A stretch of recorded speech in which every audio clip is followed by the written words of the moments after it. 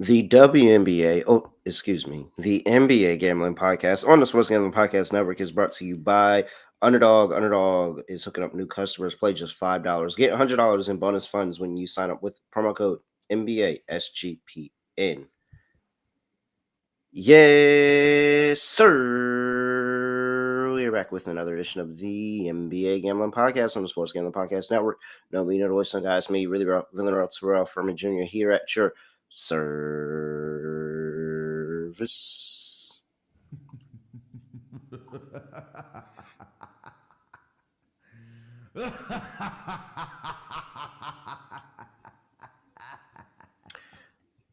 I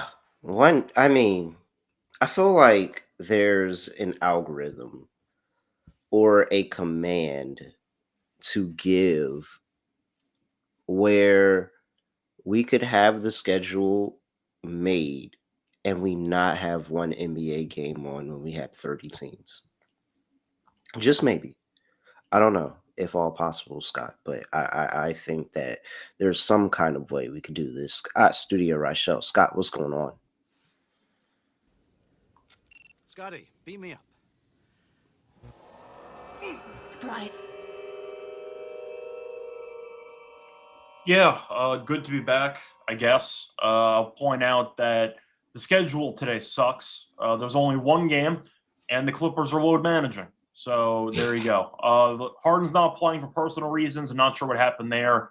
I mean, hope everything's okay, I guess. And for Kawhi, he's sitting. So we have a Chris Paul starting game potentially against his old team. That's basically the main storyline here. Only one game, though. Some type of, I don't know, Gary Bettman NHL scheduling we got going here, but I'm not really a fan of it at all. But there's one game. The games yesterday were pretty fun.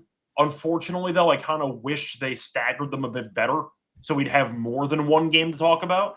But it is what it is. You know, we're going to do a show every day. So going to be a short one, but we got a game. So there we go.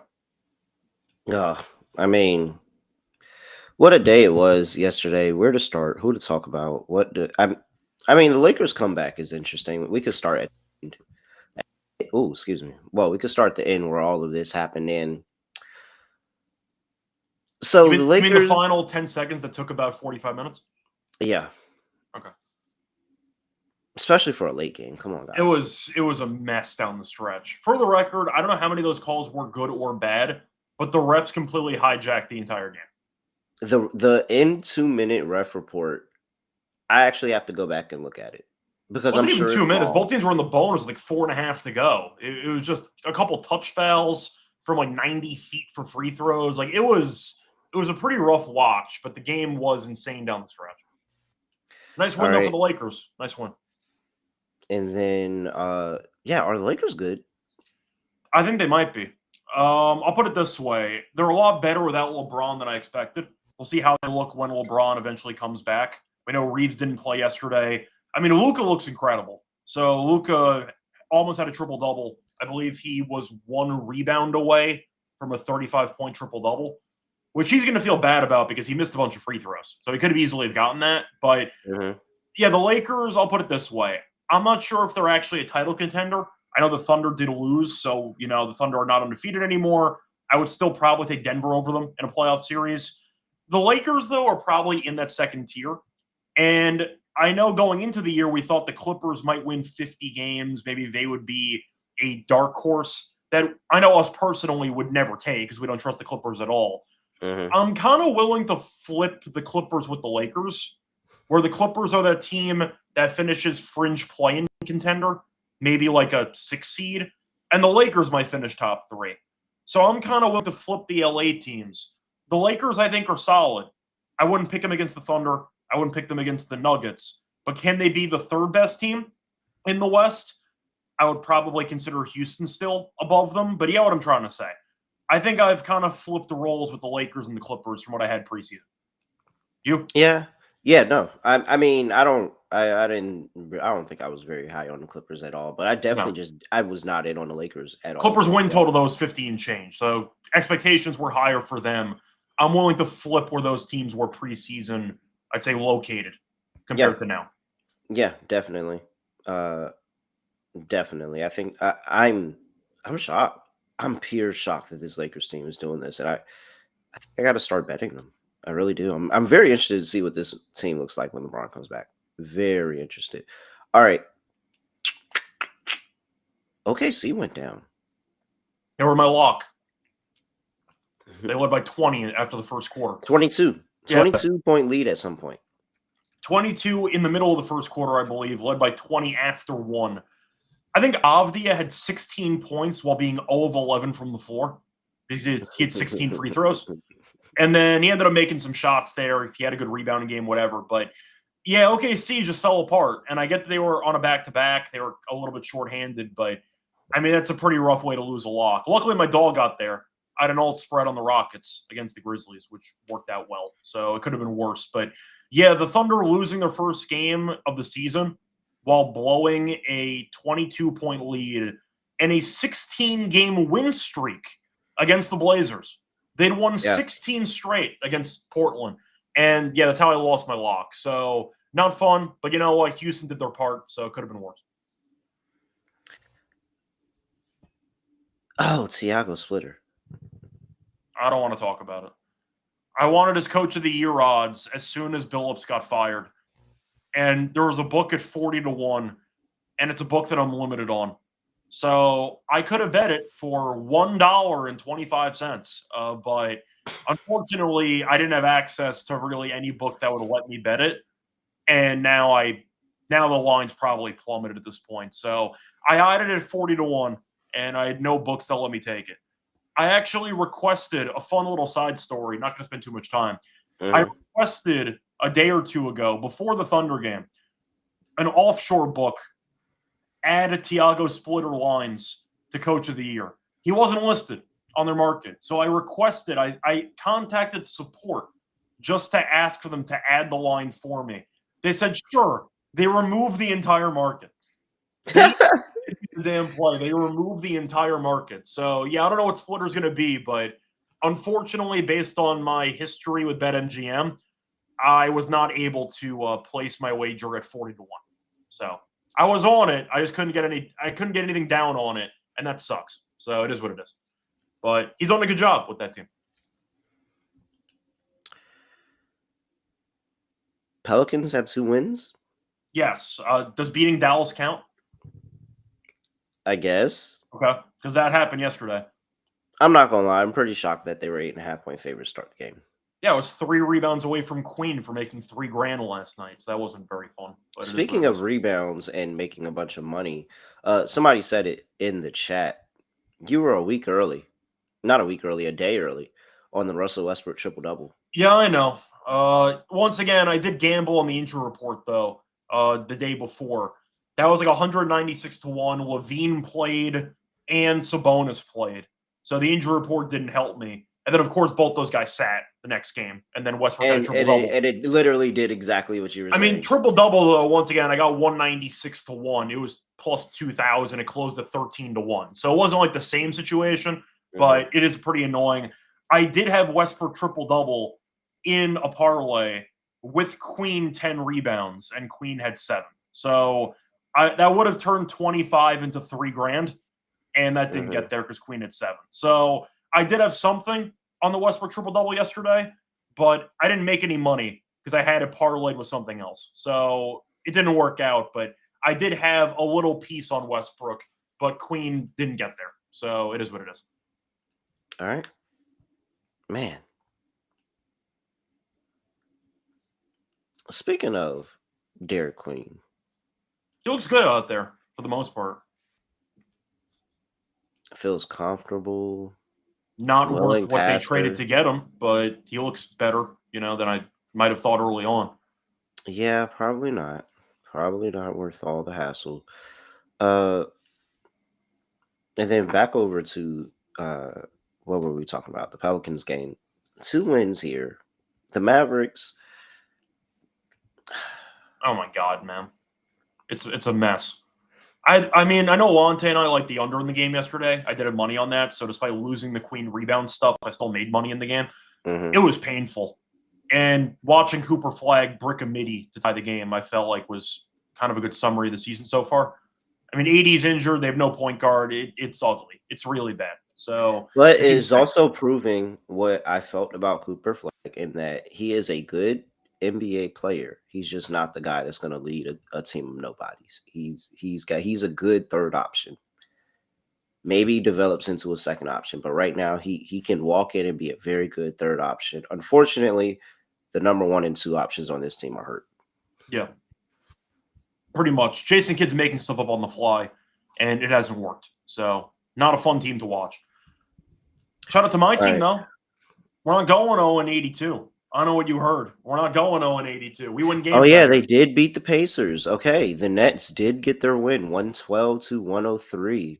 Is it a coincidence that their one game that they won came when Cam Thomas got hurt after 6 minutes? I'm not saying that.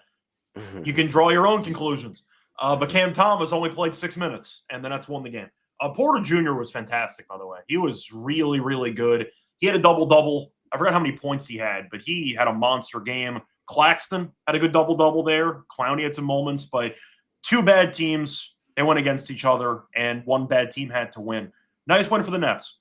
But either way, once again, Cam Thomas getting hurt. Suddenly, the ball movement was a lot better. That's all I'll say. Porter Jr. played very well. So, there you go. The chat's been hot, too. They've been cashing. They cashed Porter Jr. double-double yesterday.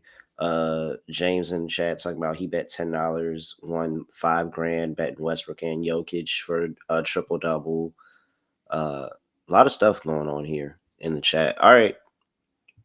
Let's get into it. We got one game to talk about here, Scott. We'll get to it in just a second. But first, I got to make sure that, hey, one, you check out the college experience. They're going on college basketball tipping off this week. And you've got all of the picks and podcasts going on over there. Make sure you download the SGPN app and lock into the college experience.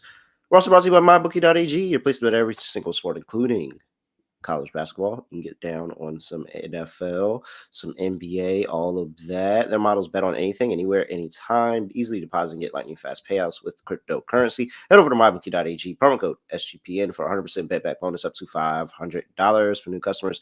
That's mybookie.ag, promo code SGPN. We're also brought to you by Novig. Novig's number 1 sports prediction market. And with Novig, you're getting the best prices on the market. Novig is available in 35 plus states. Download the Novig app and get $50 when you spend $5 when you use our promo code SGPN. Get in on the action with Novig, promo code SGPN. All right. Lone single standalone game in the NBA, tipping off at 9 p.m. on the East Coast. We've got the Los Angeles Clippers on the road going to play the Phoenix Suns. Suns are laying 3.5. 224.5 is the total. Injury report, and Kawhi Leonard's out. James Harden's out. Jalen Green is probable. Dylan Brooks is out for the Suns. Believe it or not, Clippers only half a game ahead of Phoenix. Believe it or Really? not. Yeah, we were mocking the Suns early in the year. They're 3-5. Clippers are 3-4. Suns did look like shit early in the year, though. Yes, they did. That's kind of my point, though. They've actually been playing better lately. Suns have won 2 of the last 3, and they've been good at home. They won 2 straight home games. So, we got a system here. Back a team on a 5-game ATS losing streak or more. Dang, does Clippers have lost ATS that many times in a row? I mean, they barely beat the Pelicans, so that does sound about right. Holy shit. They did not cover as 8.5-point dogs against OKC. Didn't cover as favorites against Miami. Shout out to me. Didn't cover against New Orleans. Didn't cover against Portland. And that was that ass kicking they got by Golden State too, where they scored 79 points. Yeah, the Clippers have looked like shit. Yep. 1-6 ATS. I flipped them with the Lakers. It's not fluky. This team just doesn't look very good. 1-6 ATS. Yep. They have been burning money. And now they're missing 2 of their best players. Which means they're probably going to cover tonight, right? I mean, that's the running joke. Unfortunately for them, last time I checked, Norm Powell's not on the team anymore. This would be a standard Norm Powell 30-piece where they randomly win the game. Instead, you got Bradley Beal. So not exactly what you're looking for. But look, they ended up putting a lot of money into the bench. They got Chris Paul, who's now going to be point guard for a game. We'll see how he does. Still have Zubac, who's been fine. I mean, last year he kind of took a leap. This year I feel like he's kind of taken a little bit of a step back. He's not playing badly. I think they just wanted a bit more from him. They got John Collins. They still have some other guys that, once again, can fill in. Phoenix, though, is playing better than, I kind of expected. I probably will go Phoenix in this game. I just don't really know what I'm expecting from this Clippers team when you're missing your main ball handlers on the roster and letting post-prime Chris Paul. I love Chris Paul, but look, we know what he is at this point in his career. He's more of a 15-minute bench stabilizer guy. But what if it's one game? It's one game. In one game against his former team, maybe he turns the clock back, but am I really excited about seeing extra touches for Bradley Beal? I'm not. Spoiler. I'm not excited about that. Come on. So I understand it. I get the thoughts. They've been horrible. Maybe it takes a crazy shakeup, and hey, you know that there's no James, no Kawhi to bail you out, and everybody else has to play well. My issue is that I understand they haven't been scoring the best offensively because they're all old, but the defense for the Suns has still been pretty bad. And these are still NBA players, you give them open shots, I think they're going to hit it. They're going to be able to make it. And so with the motivation of, all right, revenge game Chris Paul, all right, revenge game Bradley Beal. Now you get Kawhi and James Harden out of Bradley Beal's way. What if Bradley Beal just decides, all right, give me the ball and I'm going. I'm attacking and I'm being super aggressive tonight. And Chris Paul just keeps everybody else stable and moving. He plays well with the pick and roll and Zubac. Like they can move the basketball a little bit and be able to put up some points against the Suns defense that I still don't think is really all that good. So I get what you're saying. Like the Clippers do still have some talent. Then again, we've seen Beal put up empty numbers his entire career. So it might just be a player prop game. If you'd rather pick Beal or Paul to have good games, just take the player props and just ignore the actual side because they might get numbers by default. But the Suns are getting Jalen Green back, who they could use. It does help offensively. Not sure how many minutes he's going to play. I'm assuming around 20, 25, give or take, if I had to guess. But the Suns have played better. I'll acknowledge it. They're 3-1 at home, so they've been playing pretty well in the desert so far this season. The Clippers, I think you are right to a degree where Chris Paul maybe plays better with a bigger role. Beal has a certain amount of freedom, even though he's been terrible all season. Zubac with the pick and roll game with Chris Paul, that could work too. There's definitely stuff that's there for the Clippers. I'm not saying they're going to get blown out by 50, but I do think the Suns are playing better than I thought they were going to. And the fact is, Jalen Green, whether you like him or not, he was one of the main pieces they got back in the KD trade. Like, he's supposed to be a pretty big piece for the offense on this team, and now he's playing. So the Suns got reinforcements for their roster, at least for now. I'm going Phoenix, but if you want to go Clippers because you fundamentally don't want to lay points with Phoenix, I get it. But I do think the Suns are kind of underrated right now. Not saying they're good, but they have played a lot better over the last week. I also want to mention that you were also a game early, I feel like, or a couple games early on the Dylan Brooks tech from the bench.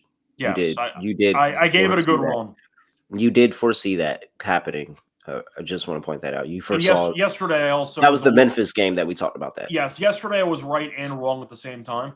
I said Draymond would get ejected intentionally because Curry wasn't playing, and instead he sat out. He just decided I'm not going to play. So I was very close. I was very close to that, but I didn't get that exactly right. But yeah, Brooks did get a tech from the bench. I just picked the wrong game. No, I'm still not that much of a believer in this Suns team. So, I'll take the dog and the Clippers. They got to get right here. They've lost too much. 5 ATS losses in a row. That's crazy. The Phoenix Suns are 4-0 ATS at home. Just throwing it out there for the people. Okay, total 224.5. Wait, so you are going Clippers? Just to be clear. Yes, I am going Clippers. I'll go Suns. I'm on Clippers. You're on Suns. Yeah, that's fine. All right, 224.5 is total. I like under. Okay. I think the Clippers can go over their team total. And I think, that could still pull. I'm on the Clippers side of things, so I think that they have good defense here. Pace is slow. Both of these two teams a lot slower in pace here.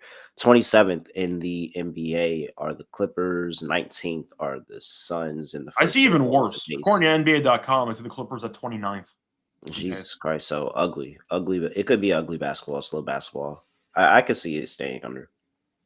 I'm on the under too. The Clippers, I think, shorthanded might struggle offensively. I know Harden does like to ISO. Kawhi doesn't really like to play up tempo either. How's Chris Paul going to help you play faster? I love Chris Paul, but that's just a standard pick and roll spam for 20 seconds on the shot clock, and then you'll get something late in the clock. So I don't see much pace in this game. I like the under with you. Either the Clippers don't score or they drag the game down entirely, or all the above. So I'll go for the under in this one. All right, player props. Where do we start? Let's see. I feel like where's Zubac? Chris Paul, pick and roll. His Get assists him were at 6.5, going. which I thought about for Chris Paul. He's got Plus the money. size. He's got the size going up against that Suns team as well. He hasn't been good to this. I will admit he has not been over 29.5 points in rebound. And it's probably inflated because, no Kawhi, no James Harden. So these are a little bit inflated numbers. But he's been over this number in 4 of the last 5 games against the Suns. Jesus Christ. 35, 25, 22, 21 in 4 of the last 5. Then he had 8 in the last game against them earlier this season. Damn. 35? He gave him 35? Yep. It's crazy because, we're around for this, and it's how much you forget. He really gave him 35. That's crazy. All right, yeah, so I like the points and rebounds for Zubac today. Assists, Chris Paul. Seems good there. I guess we do play into the double-double angle. Somebody just talked about it in chat. The points kind of scare me a bit, but you're nervous for the points. Nervous for the points, but I feel good about this. I can get into the double angle. What's the price on that? The price is massive. Is it really? Yeah, it is. Well, his points and assists are both set at 6.5. So his double-double's at 12-1. Oh, yeah. All right. Good, he could get there. He can. 4 for 10. 10 points. Yeah, Chris Paul foul baits a bit when they're in the bonus, get some free throws and 90 feet from the basket. That could happen too. He probably takes the free throws ice game for him. Yeah, could be. I don't mind that. All right, what you got? I actually like Royce O'Neal. People are questioning his actual usage now that Jalen Green's back, but there's a min restriction there. So I didn't mind Royce O'Neal at 13.5. I believe that was his PR, which I was a fan of. He's been good lately. I think it's a pretty decent spot in general. For the numbers, it's a minus 126. He's had at least 14 PR in 7 of the first 8 games this season. He's had at least 15 PR in 3 of the last 4 against the Clippers. And Clippers are allowing the 6th most points and assists. 6th most points and rebounds to small forwards in the league. So I didn't mind Royce O'Neal, who's been underrated for that team so far. Once again, Royce O'Neal over 13.5 PR, minus 126. All right. What else we got here? Where's Bradley? I'm trying to find some fun props while you pull up the player prop stuff. Where's Bradley Beal? Does it count as a revenge game if they paid you $40 million to do nothing for about 3 years? Is that a revenge game? Or the crowd atmosphere, by the way, if he gets announced for those starting lineups, is going to be something. That's going to happen. You're going to see a couple of clips on social media later. The booing is going to be on point. Yeah. Yeah, it's going to be really crazy. All right. Yeah, I mean, Bradley Beal's numbers don't look good. They're probably not going to ever look good. But if there was any time to ever come back and have a good game, it's in Phoenix.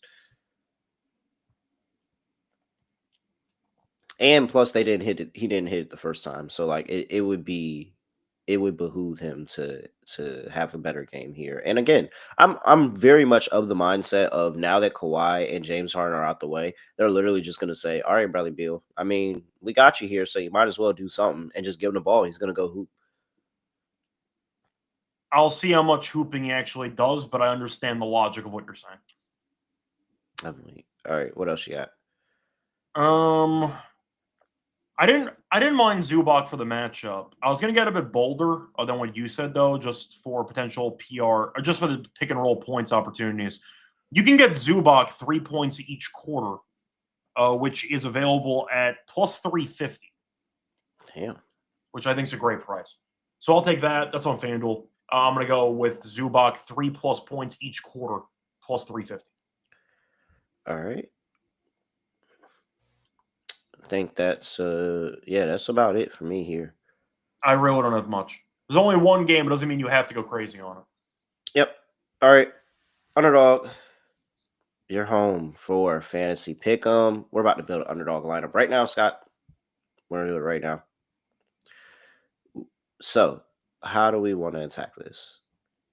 Well, I think we agreed on having a combo with Chris Paul assists and Zubac points. I feel like we kind of just talked It's ourselves very into that. very correlated stuff right there. So I'm fine with that. Higher 17.5 points. Chris Paul. Whoa. Oh no. Oh no, Scott. What happened? Wait, never mind. That's popular section. Haha. I had to click around to find Chris Paul. It's all good. Chris Paul assists. So we got the higher on Zubac points. We got the higher on Chris Paul 6.5 assists. Okay. Do you want? I remember that I was going to initially do the O'Neal play in the prop show I did with Adam before this, and they didn't have it, so we ended up having to pivot off of that. It was Royce O'Neal. It was PR, but I believe they only had I believe they only had RA and they only had PRA. They didn't have what I wanted.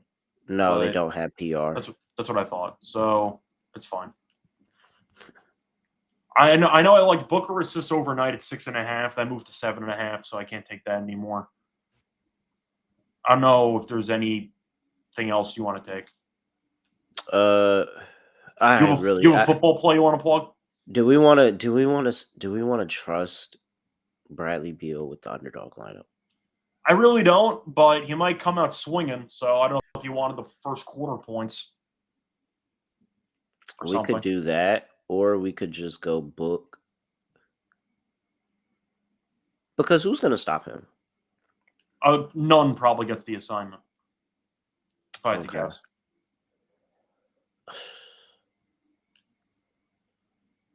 I think a book PA. Okay, let's do it. Points and assists sounds interesting. That's fine. I mean, Book's been very good lately. Yeah, he has. All right. Some star power in this lineup. Chris Paul higher, 6.5 assists. Devin Booker higher, 35.5 points and assists.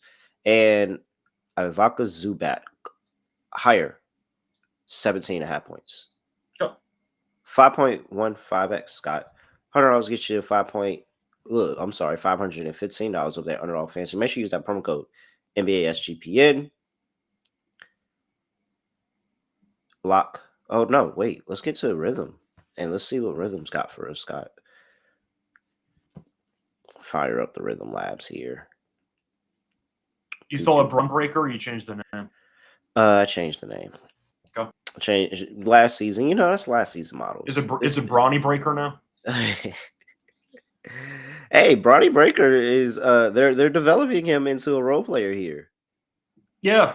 I saw he got posterized by Wemby yesterday. He made a floater or two. He also contributed to Wemby only scoring 19 points? Yeah, I don't remember if he drew a charge or not. Scott, Rhythm has Bradley Beal over 20.5 points, rebounds, and assists, Scott. Even money. Okay. Let's take it. Screw it. There we go. They're telling you definitely take his over 1.5 rebounds, by the way. It's solely for usage. It's solely for usage stuff, which is fine. I mean, he's going to have to have the ball in his hands, so that's fine. The whole time. Yep. Sorry. We go. All right, Bradley Beal. That's over there at Rhythm. Make sure you go lock in with Rhythm. They are giving away weekly cash prizes. All you got to do is track five bets from the same type of any model, and you could win $1,000. So promo code SGPN25 when you download the Rhythm app for 25% off your first month. Download Rhythm and use promo code SGPN25. All right. Lock, dog. But we're doing best bets this time. Best bets. Don't get mad at us. We only have one game. So I'll do best bets. What's your bet? Yeah, so for my best bets, I'm just quickly pulling up just to confirm something. Because I feel like the Suns, okay, they rank 19th in points in the paint allowed per game. I'm going to swing for it. Give me Zubac 3+ points each quarter at plus 350. I think it's a good number. I think somebody's going to have to score on this team. You mentioned before, Zubac's numbers against Phoenix, historically speaking, are fine. We're looking at a front court defense of Mark Williams and company. Not really what you're looking for. I mean, Zubac has a bunch of weight advantage against the front court that the Suns have. I'll go for it. You got point guard again. Give me Zubac 3+ points each quarter, plus 350 on FanDuel. All right. I really do like the Clippers, but I can only take them early. So I like the Clippers first half. Plus 1.5. Same from a tie. The Clippers are 5-2 in the first half this season. However, Scott, like I said earlier, they're 1-6 ATS for the game. So it all comes rolling off the wheels in the second half. Suns are 3-5 this season in the first half. Haven't been able to get it done, but they normally close games out a lot better. So I think that this is going to go a little bit of the same way. And you can honestly get a little cute and do a first half, full game, half and half type thing, Clippers Suns. That is an option for you as well. But yeah, I'm all in on the revenge games here. I'm going to play Bradley Beal. I like Beal over his 14.5 points. I do like the assist angles because the PRA does make it interesting. The usage is going to be there. So, but the Chris Paul double at 12-1 is also very interesting for a small, piece of play. But definitely playing the 6.5 assists. That is Zubac field correlated. So that's where I'm at. By the way, I see quickly Andre's mentioning Phoenix has some bigs. Yeah, they have Charlotte's old front court with Nick Richards and with Mark Williams.